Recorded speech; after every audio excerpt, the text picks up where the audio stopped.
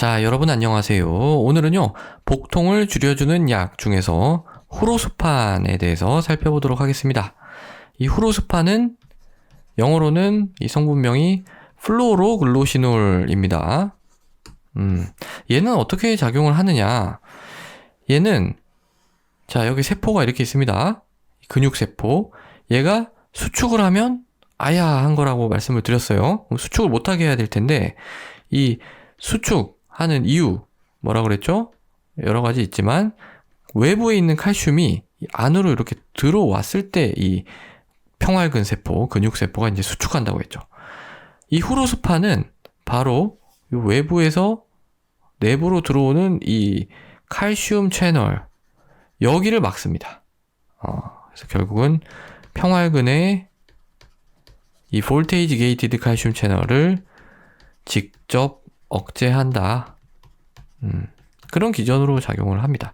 이거 어디서 살펴봤죠? 누가 이런 기전으로 작용을 했었죠? 메녹틸이 있었고요.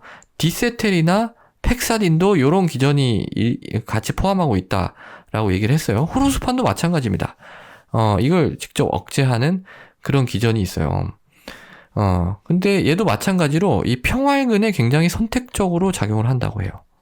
그래서 지금은 위장관에 대해서 얘기를 하고 있지만 평활근은 위장관에만 있는 게 아니거든요. 그래서 요관, 이건 이제 소변이 내려가는 길이죠. 그리고 담관, 이건 담즙이 내려가는 길. 이런 데도 다 그 어떤 관에 있는 벽에 있는 근육 세포는 다 평활근 세포입니다. 그래서 요관, 담관 이런 데도 좀 작용을 합니다.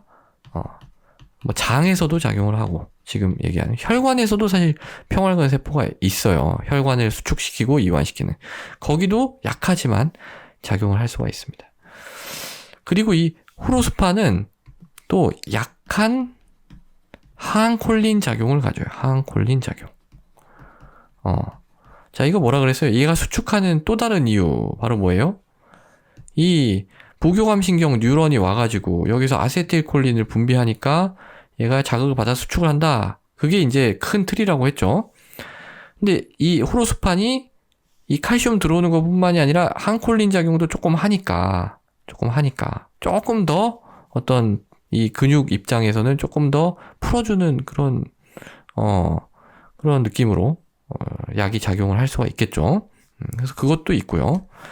그 다음에 세 번째는 뭐냐면 요게 조금 생소하실 텐데 COMT 이니비터로 작용을 합니다. COMT 이니비터. 이건 그냥 제가 읽을게요. 카테콜 O 메틸 트랜스퍼레이즈예요. 그러니까 이게 조금 이게 이름이 어려워서 그런데 그렇게 뭐 어려운 건 아닙니다. 이게 그러니까 카테콜이라고 했잖아요. C가 카테콜이 뭐예요? 카테콜.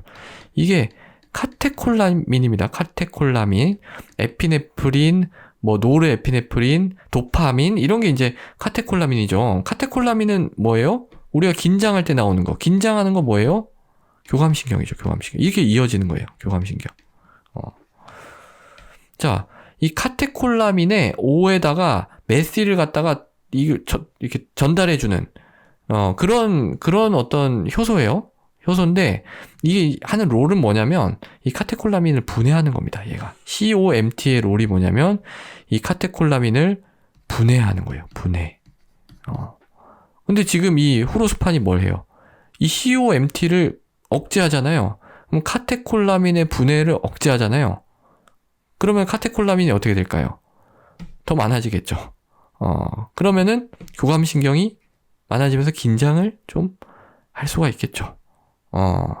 그러니까 이 교감신경하고 부교감신경 완전 반대잖아요. 근데 지금 부교감신경 때문에 얘가 막 난리 나가지고 지금 아픈 거잖아요.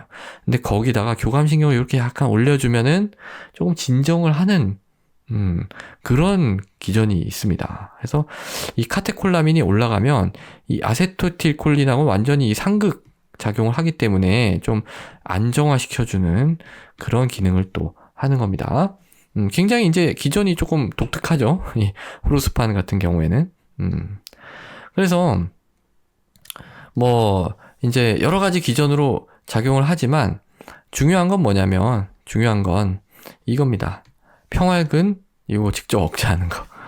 이게 사실은 메이저 롤이라고 저는 생각을 해요.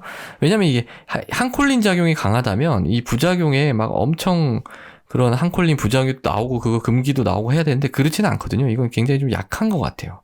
그래서 사실은 이 변비라든지 뭐 입마름이라든지 뭐 눈이 흐리게 보이는 이런 부작용 얘기가 별로 없어요. 얘는. 그래서 그런 얘기가 없다는 거는 이 작용이 약하다는 뜻이겠죠. 반대로 얘기하면.